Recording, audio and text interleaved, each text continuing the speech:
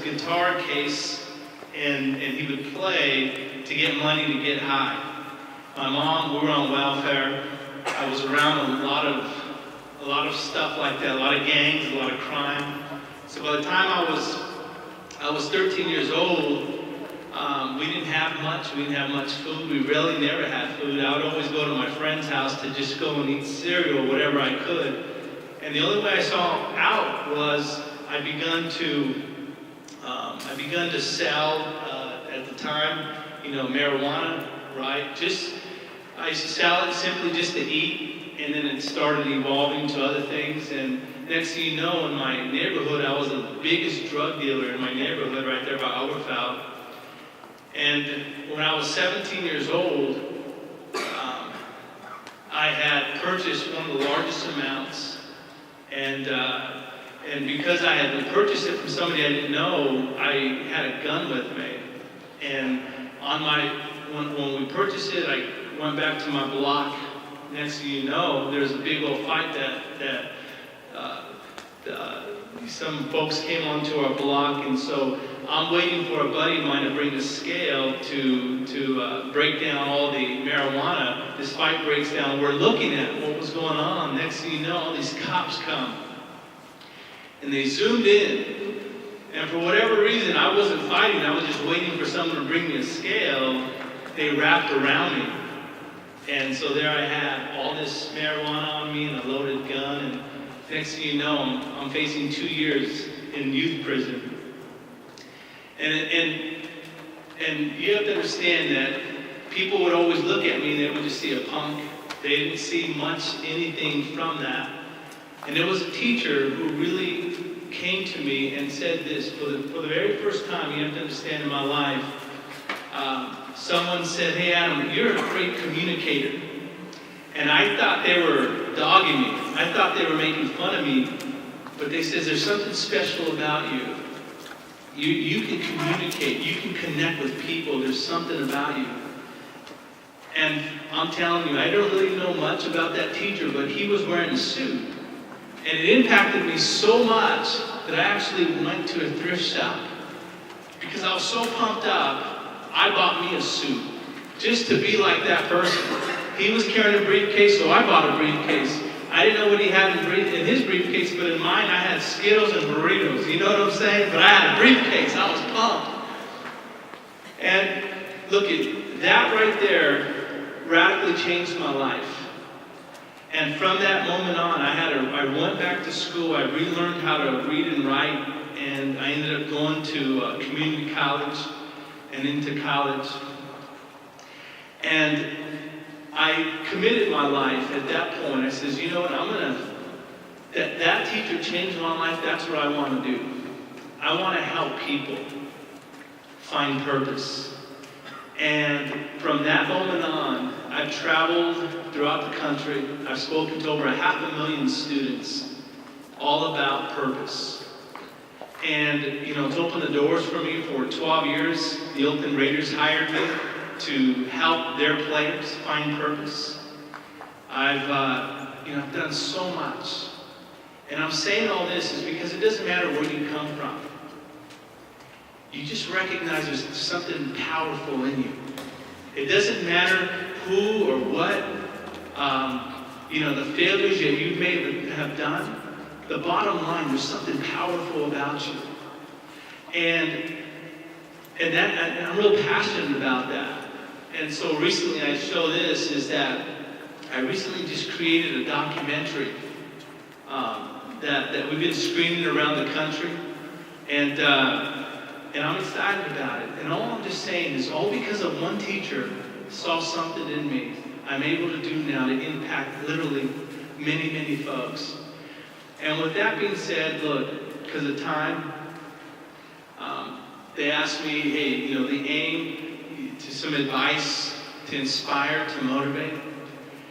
And I thought, what could I say to you who are here on a Friday night, as the council person said, you could be anywhere else, but you're here, and that tells me that you want to do something.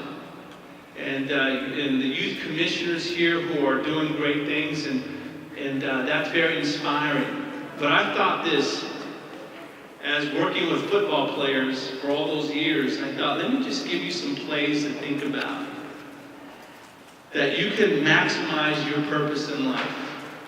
And the first thing is this, I have to do the clicker, all right? So look at this, I recently just learned, these are redwood trees.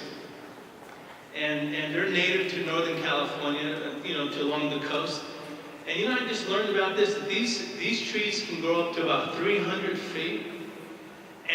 But the interesting thing that I learned about them is that their roots can be only 6 feet. Think about this, they're 300 feet high, but their roots are from 6 to 12 feet. So that's really, that's very little if you think in comparison. And they can withstand so much wind and floods, and there's something powerful about a redwood that I thought that to relate to you is this. Look, as a play, one of the things that you can do in life is this, and the council person said, it's to network. And begin to establishing your friendships, around here, and get crazy and build friends. I have friends all over the country simply because I realize that I need you and you need me. And one of the neat things about what I learned about a redwood tree, that even though their root system is really, it's only 6 feet to 12 feet, but their root system can be intertwined to 100 miles. So if you look at, the cool thing about these trees is that they need each other. And I would just want you to just say, look, man, network. Man, make sure you connect with people because of that, those type of things can help you to really achieve great things in life. Here's the second thing that I wanted to just put before you. This is Michelangelo. And, obviously he painted the Sistine Chapel, but he also was a sculptor. And one of the stories that I read, which I really dig, is this. One day he was on the road and he saw this boulder. And the story goes that he jumps out of his chariot and he starts looking at these boulders, and he just keeps saying, man, I see it. I see these things. I see it. And people thought he was crazy, but what he was able to do is take these boulders, and look what he did. He took a typical boulder, and look what he did. He made it into, some art. He was able to sculpt out something incredible about that. So look at this.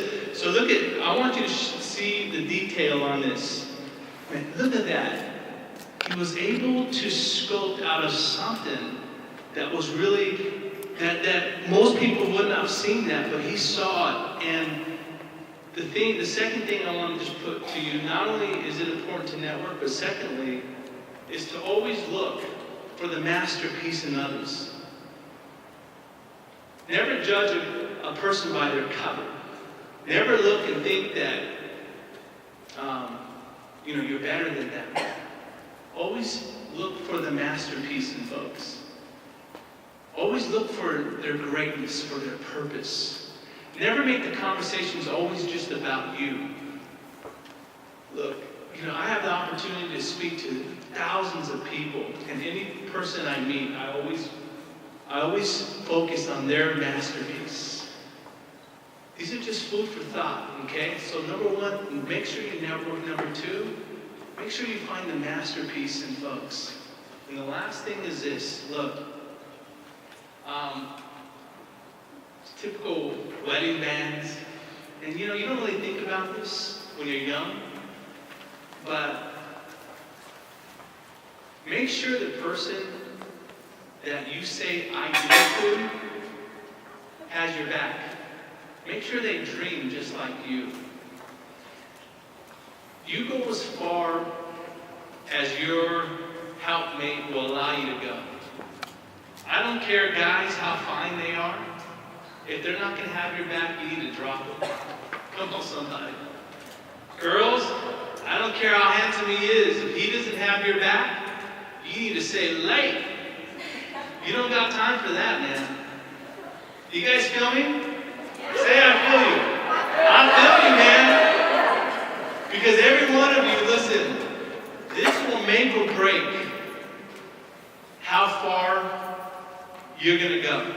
Make sure they have your back, because they'll pull you down or they'll keep you going forward. So I just want to end by saying, make sure you have an aim for life.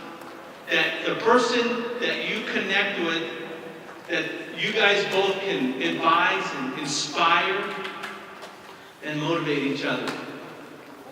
So look, the three things that I want to walk away with. Number one is network. Make sure you network like crazy. Number two, find the masterpiece in others. And number three, it may not be for now, but make sure the person that you connect with is that person that will help you. And I just want to give props. My wife is here, and my daughter. My wife and I have been married 27 years. Come on, somebody. Yes, indeed. 27 years. And the crazy thing is, I come from a divorce home. My grandparents on both sides were divorced. All my aunts and uncles are divorced. Everybody in my family was divorced. But listen, when you find that right person, and you'll have a life like no other. You'll have a life like on a Friday night. It says, Anna, you need to come with me as I speak to you, but I can't do it without you. Come on, somebody. Come on, man. I feel good on that one. So, listen. You guys are studs. Thank you for listening to my story. And I just want to end with this. Look, man, help me pump this up. Making of a Gangster. Watch the trailer. I want to help people. When people see gangsters, they see animals. They see these ruthless beings. And I'm trying to say no one is born a gangster. There's greatness in them. There's a masterpiece in them. And that's what this documentary is all about. Hey, AIM, you guys are awesome. Thank you for your time. And have an incredible Friday evening, okay? Thank you.